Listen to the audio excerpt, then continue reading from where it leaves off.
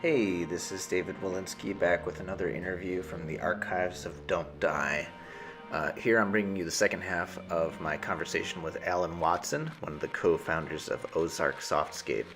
He and I talked on December 10th, 2015. If you'd like to read a full transcript of our conversation, you can check the link below. And also down below, you'll see a link to my Patreon, where your support helps me continue on with this project. Thanks. So yeah, I mean, like, what do you sort of make of video games coming from the video game industry they are today? I mean, given that, like, you say, like, you will see ads and stuff. Like, what seems to be really important about video games today? I guess the realism. It seems like every step. That was when I first realized that I wasn't going to be able to stay in video games. I think I saw Myst. I don't know if you remember that game from a long time ago. Of course I do. Yeah. And it was like, no way. I wonder how they did this. This is amazing. Just like, it was like jaw-dropping. Up to then, it was like, anything you saw in an arcade, it would be, we can do that, we can do, it didn't matter, I mean, we might not know immediately, but there wasn't any, when it made that giant graphical leap, it was like, wow. Now it just seems like, they've got, what I've been seeing lately is some game that has a dog in it, and the dog and the owner go running around. Is it Halo or something? One of those things. I mean, there's a lot. No, it's got 4 in it.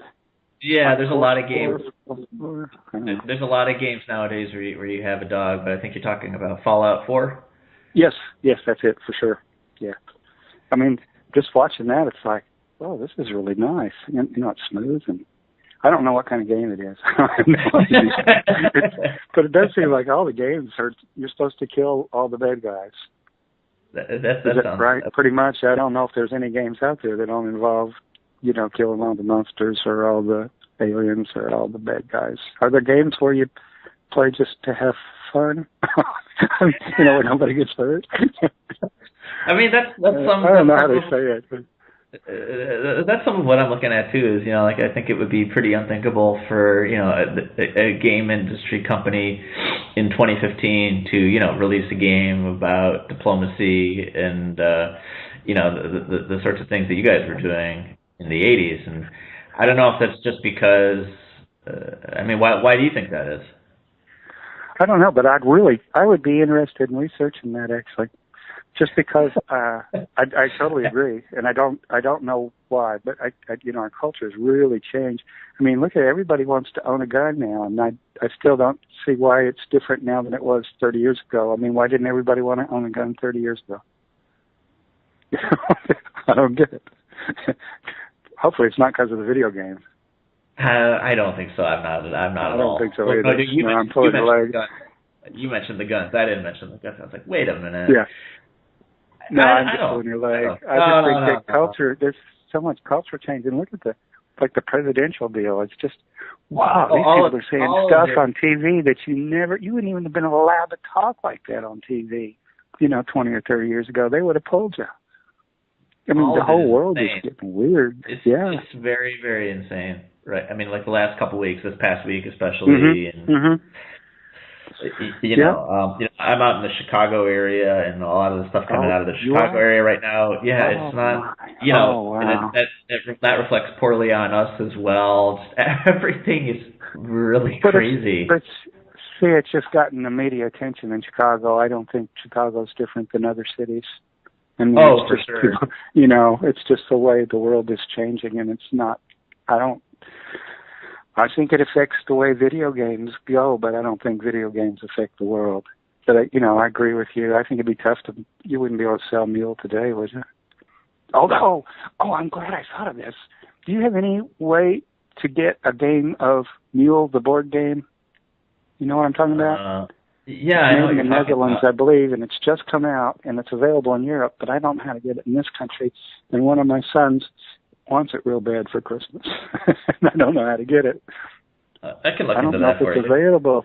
Is it available? I don't see. I don't have but a half a dozen websites that have reviewed it. Different game guys. I don't even know what country they're in. I mean, with the internet, you really don't even know what you're looking at sometimes. But the reviews have been fairly decent, and they're all in English. And And my youngest son plays. They actually do game nights. I mean, they have once a week or so, maybe once or 2 weeks. There may be as many as 8 or 10 of them get together, and they just play board games. It's just cool. Yeah, no, I have a person that I met in the course of doing this project who's up in the Seattle area who does like a PR for a couple of board game companies. I have a feeling she would probably know, and I'd be happy to ask on your behalf and put you in touch.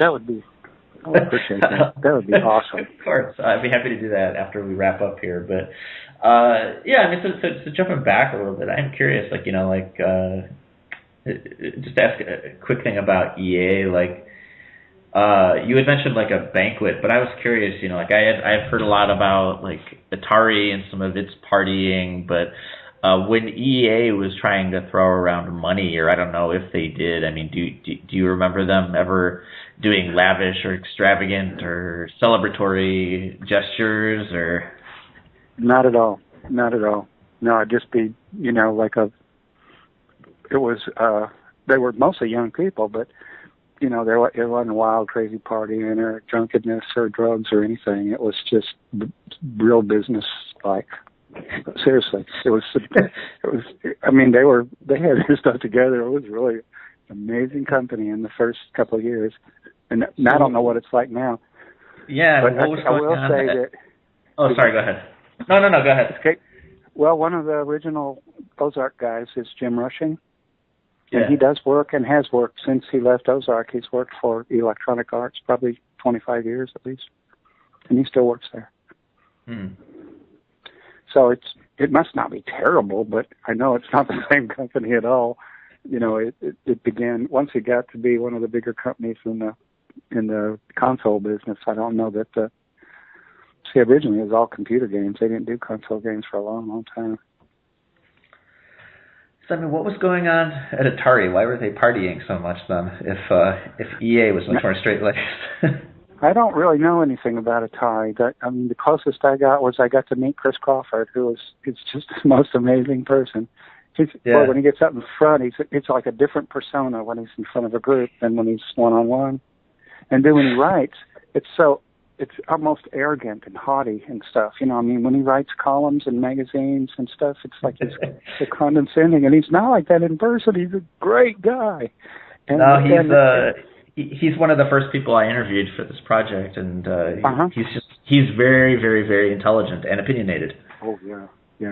He's a remarkable individual, and we really have him to thank for De Re Atari, the first kind of information that got out that was coherent from Atari, about Atari.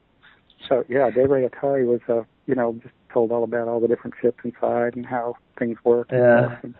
And he was the main guy behind that. I mean, yeah, he famously or infamously, you know, he quit the industry, left the space, and sort of said, like, I'm sure you know the Dragon speech. You know, he talked about, like, in the early 90s, games were being too concerned with graphics. And, you know, it's a couple of years after the 90s now. Mm-hmm. But, I mean, did you agree with him at that time, coming from the games you did? Or sort of, when did you sort of, I don't know, I mean, do you agree with his conclusion, sort of about, like, how games started to just get very repetitive and, you know, they had fewer verbs, is the way that he put it? That may be. I don't guess I really thought about it, except, like I said, once I saw Myst, it was like, well, I'm out. Well, we didn't have any resources here at all. It was just, you know, Dan lived in Mississippi and I lived in Arkansas, and we were, you know, it was just the two of us. And we bought a product called Relay Gold. It was fairly expensive, maybe $600 or $800 just for the software. And then we bought a $1,200 modem, a 1,200 baud modem. And it would merge our source code and actually point out conflicts and stuff. It was an awesome product. Relay Gold is what it's called. Mm-hmm. And then we just get up, and if we couldn't figure out, you know, some conflict, because normally we didn't work on the same parts. I only worked on graphics and interface for the most part, and he did the game engines and all the hidden complicated stuff. So we could stay out of each other's way pretty well. But I think that that may be a good observation, actually. Because what do you do in like Fallout or whatever? Don't you just do increasingly more difficult what do you call it? Outings or whatever, missions with more equipment and fancier, more exotic shooters and stuff. I mean, is there ever a conclusion or whatever? Or don't you just do the same thing over and over again? I don't know. I'm not the right guy to talk to. Both statements are correct. No, I'm happy to tell you about it. I mean, because I'm curious, like sort of what your reaction would be, sort of not being familiar with it, but. The game, I won't tell you everything, but it starts off and you have to sculpt the face of the character you're going to be playing as, and you can also sculpt the face of their spouse, and then you get started in your house, and then you get taken to a fallout shelter, and then a nuclear event happens while you're in a cryogenic chamber, and you awake to find your spouse being murdered and your son being pried from their hand, and you leave the vault and you can go off in any direction and do anything, and usually the last thing you do is go try to get your son back because you want to go and get guns, and then you want to change your gun, and then you can get items to make your armor better, and then you can get power armor, which is like another level of armor, and a lot of it is like sculpting your face, honestly, in the beginning, where there's just all these extra layers of, but what's very not important is going after your son. That's sort of the last thing you'll do, because there's all these other things, going out and shooting and all that stuff, yeah.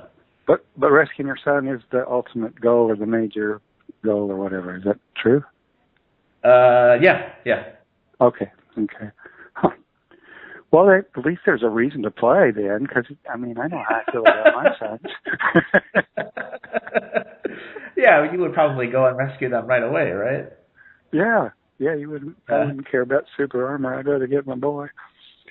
Huh. Well, now, like Chris said, though, it's interesting because Dan really never had any use for graphics. I mean, we just had to pry it. In fact, when we converted Cytron Masters from the Apple, he said, I don't care about color, I don't care about graphics, we just want to get the game converted. And we said, well, the reason people buy Ataris is for the sound and color. Otherwise, they would have bought an Apple. So we finally got him, on track. But that's probably the reason why we never really got to gee whiz with the graphics. It was easy I could draw any kind of little bitmap shape, and it usually was. I'd have the constraint where, okay, this guy cannot be more than, 16 pixels high. What kind of, it doesn't take an artist to draw like that, right? You just have to make convincing movement, and if it doesn't skate, that always bothered me about games back then is when you watch somebody walk, their feet would slide along the ground instead of plant, and then lift and plant, they would actually just, it'd be like a scissors motion, but it would just be a glide. That always annoyed me. So that was one of the toughest things, getting the mule to walk in the title screen. It was a mule. So he'd plant his feet, because a horse doesn't really lift two legs at a time. They lift one leg and then another leg and then another. That is so amazing to try to figure that out when you're drawing it on graph paper. We didn't have any graphics editors back then. Everything was drawn on graph paper and then converted to hex. So, anyway, I'm sorry. The graphics, I think, especially when you play Chris's games, I don't remember any but the Nuclear Reactor Simulator, which was very challenging and really kind of educational, and Eastern Front, which was really tough at first, and then after a while you got better and better, and I think it was a really good game. I don't remember any of his other games for some reason right now. I'm just kind of blank, but Eastern Front was really good, really, really good. But it wasn't great. It was just, did you ever play any of the Avalon Hill board games like Gettysburg or Tactics 2 or some of those games? No, but I know about them. Okay, well, his game was sort of like that. And the cool thing about that is the computer can keep track. That's what was cool in Seven Cities. The computer can keep track of so much stuff behind the scenes that you never would want to roll dice or whatever. And so you don't really want it to be random events. It needs to be, like in Seven Cities, there was countless amounts of communication between villages about the guys that were coming to our continent or whatever, and depending on the size of the village would affect the reach of the communications and how long it took for the communications to happen. And so if you walked onto the beach and were really hostile to this little bitty village, you might be able to get away with the next little bitty village, but sooner or later, everybody would be hostile before you didn't get to the village. You see what I'm saying? It's like, they all knew about you. Well, you can't really do a board game like that, where depending on how you treated the first guys, the second guys would be friendly or less friendly or more hostile.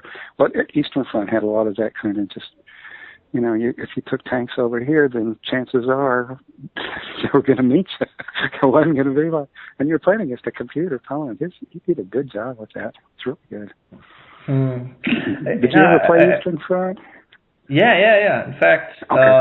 I just wrapped up a transcript yesterday for my project. I was interviewing someone who works in the Department of Defense, who makes war games for the government. Cool. And we were talking a bit about.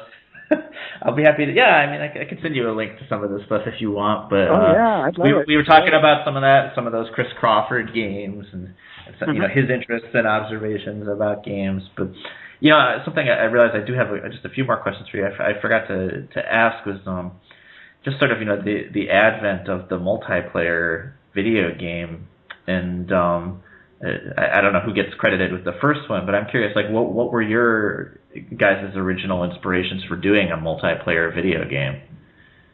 Board games, Monopoly, principally, probably. The idea that you could have a mom and dad and two kids sit down and play a board game. So M.U.L.E. was kind of that idea of we're going to get multiple players together to play the same game. And people thought we were crazy. But what did they say? Well, you play video games by yourself. Back then it was, can you imagine? Let's do Missile Command as a pair or four or whatever, or asteroids or whatever those. So yeah, it was board games were the inspiration. Well, why does that happen in in a technological, endeavor or any sort of creative endeavor where people were like, no, this is what that is? Well, Atari gave us 4 joystick ports. I mean, how many other computers ever came that way? I mean, it was like they were asking for it.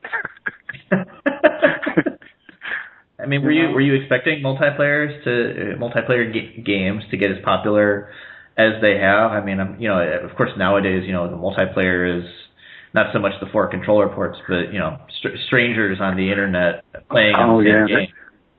I'd say the majority of games that my kids have played for the last 10 years, at least 10 years, have been that way. They're all, they've got guilds, and I don't know what all the names of the games are, but I know they need at least 6 people to show up before they can take on this monster or whatever. Yeah, there's a lot of cooperation, and it's pretty cool, because my youngest son has actually traveled a fair amount, and so, he goes to Chicago, and he looks up somebody he played, I don't know, Warcraft or whatever, World of Warcraft. And so they go out to eat. And he goes to Seattle and he goes out to lunch with somebody, like a doctor or whatever, that he played World of Warcraft or whatever the other game. I mean, he's met people from all over the world. And when they come here, they'll go out. Like, he's been out with some people from Australia that come through Little Rock. It's just incredible to me that the world is so connected. And yet we're having such a hard time getting along with each other. What is the deal here? I don't know. I'm perplexed. That's why I said I'd be interested in researching that deal.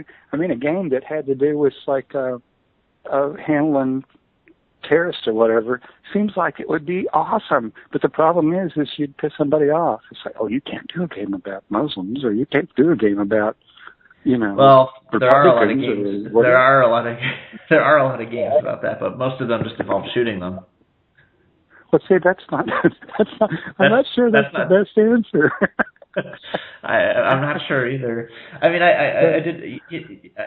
I don't know. I don't want to ask the question, did you think multiplayer games would get as popular as they are today? I am a little more curious. What did you expect would happen with them as they got more popular? I'm sure you were not imagining, World of Warcraft and Minecraft. No. What did you think would happen? there was no internet. Well, we were hoping that they'd sort of catch on and we'd do some more. That's all. It might have been a little bit. Yeah, I think we're a little before our time or whatever. But it was really fun to watch people play because man, they would get so excited, and it was very rewarding. And it's, to me, it's flattering that people still talk about M.U.L.E. I mean, golly, that was 30 years ago. It's just incredible that who would have ever thought.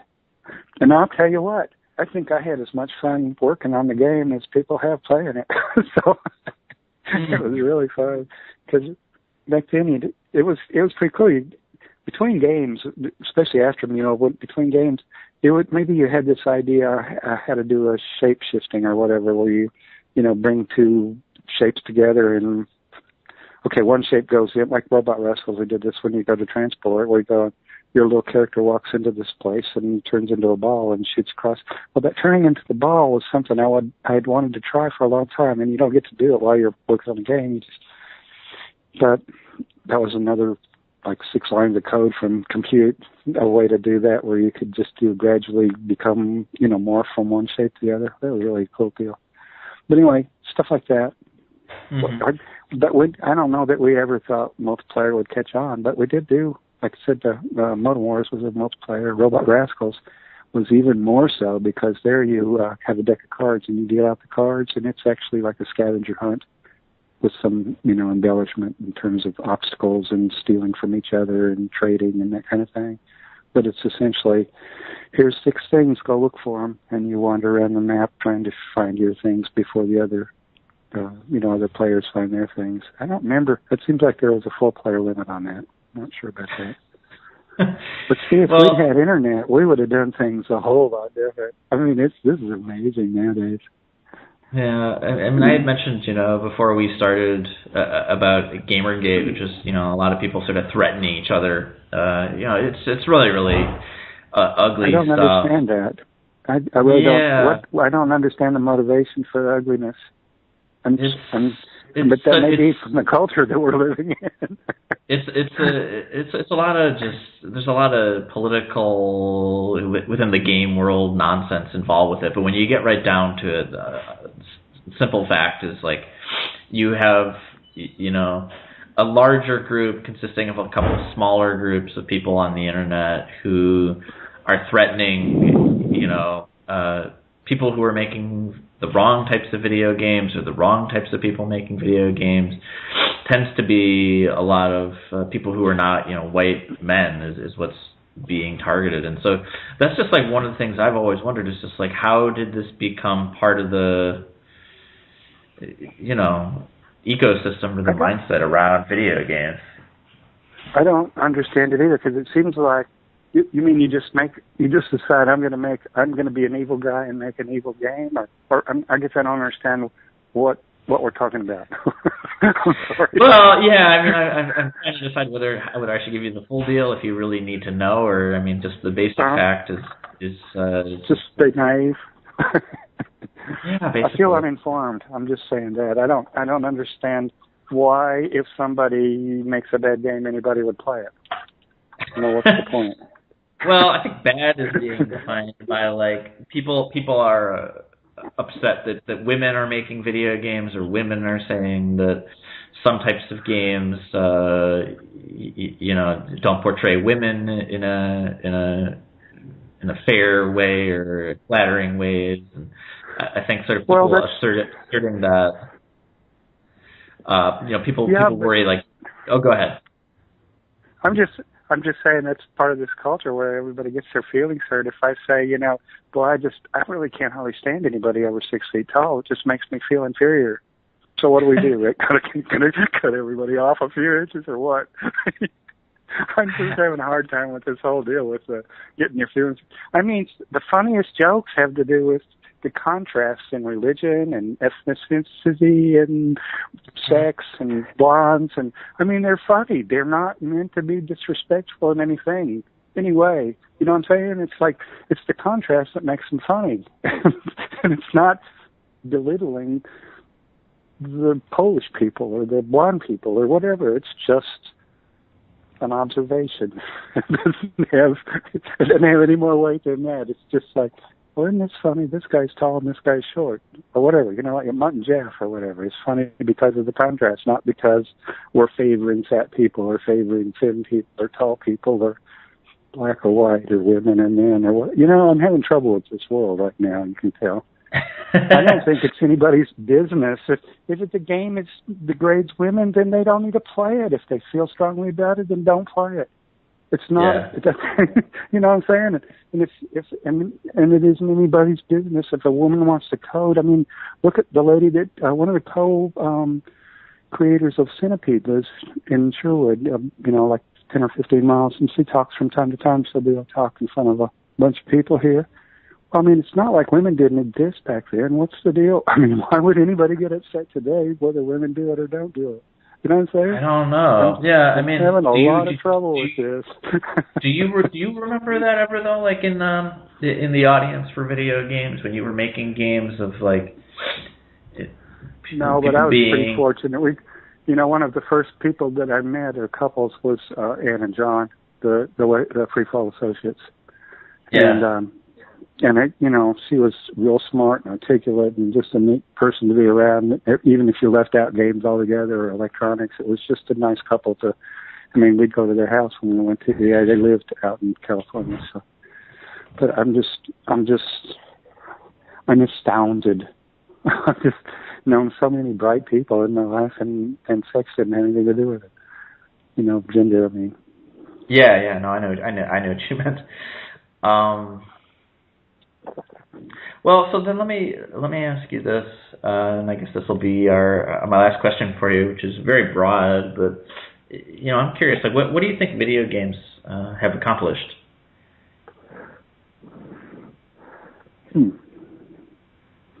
I think they've pushed the hardware, which is cool.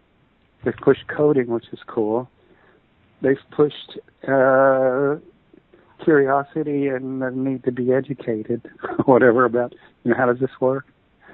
But from the other side of the coin, they may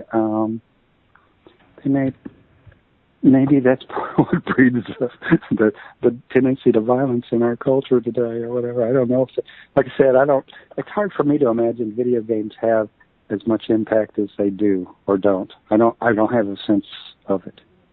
Like I said, my kids have played video games since they could talk, and they're just normal kids. They don't have guns, and they work at, one works for a brickyard and one works for I don't know what you'd call it, but it's a group of people. It's called the East Consortium, and it's environmental and spatial technology. And essentially, what it is they provide equipment and facilitation to do technology in public schools and charter schools. And he's their communications guy. I mean, PR and that kind of deal. So they're just normal people doing normal jobs, and I mean, my last 15 years were doing touchscreens because of my gaming background. This was before there were iPads and smartphones and stuff. 15 years ago, and the '97 is when we started making touchscreens for corporate and private jets. Yeah. Touchscreens were to do cabin management, AV switching and volume and that kind of thing, and galleys, heating and lighting and all that stuff. The principal of the aircraft would just bring up a screen. Essentially, it was menus, but it was all graphic and animated and stuff. And you push a button, it'd give you a visual feedback. So, but I'm just saying, I think that they've helped us grow technically. But I don't know about our culture. Yeah, that's I don't know if I'm going to figure it out, but I'm going to try to put something together in a way that maybe someone else can figure it out and then tell me, and then I'll understand it.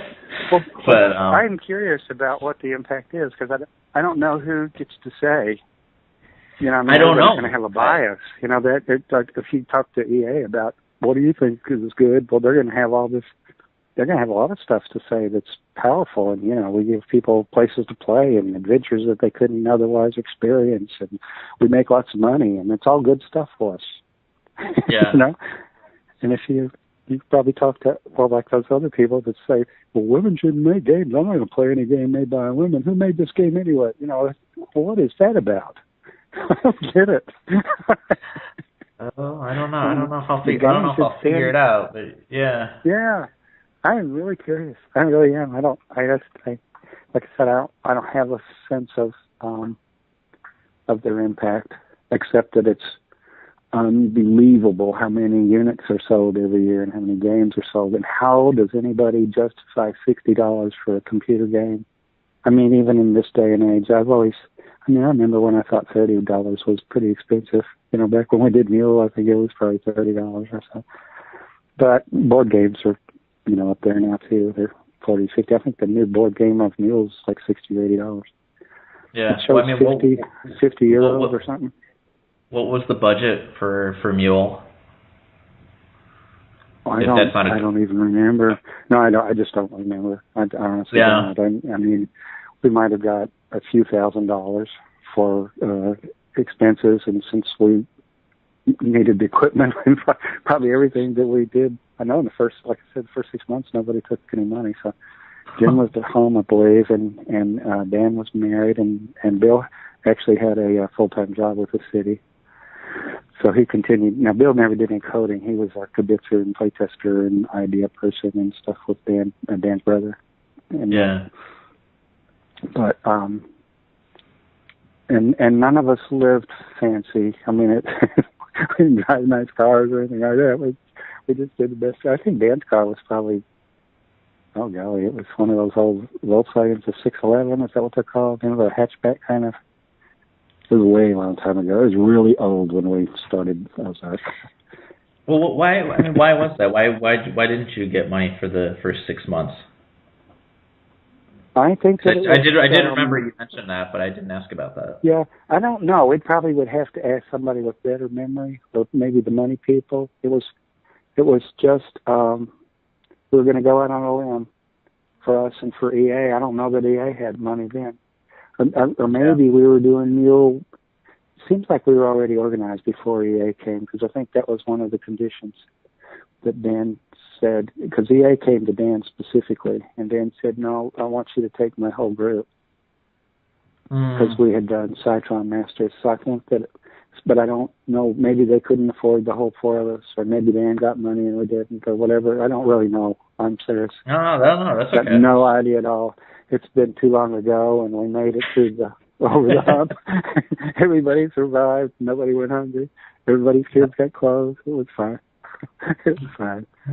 Well, I honestly don't remember. None of the dances are sizable, though, because they were always against royalties. And so since we didn't know how much was going to sell, we didn't really, I don't think we wanted much in terms of advance. We just needed to get by.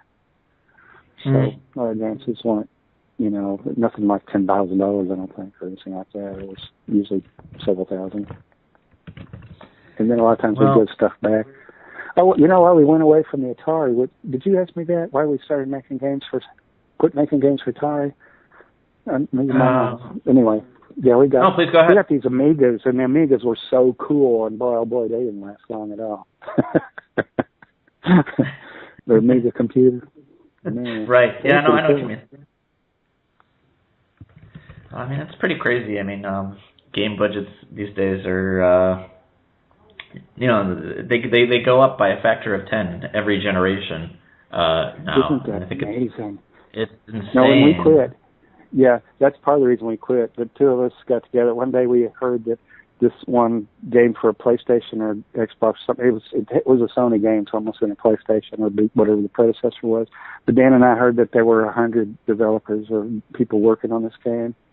Like, there's no way we can compete. I mean, we can't do that much work in that short of time.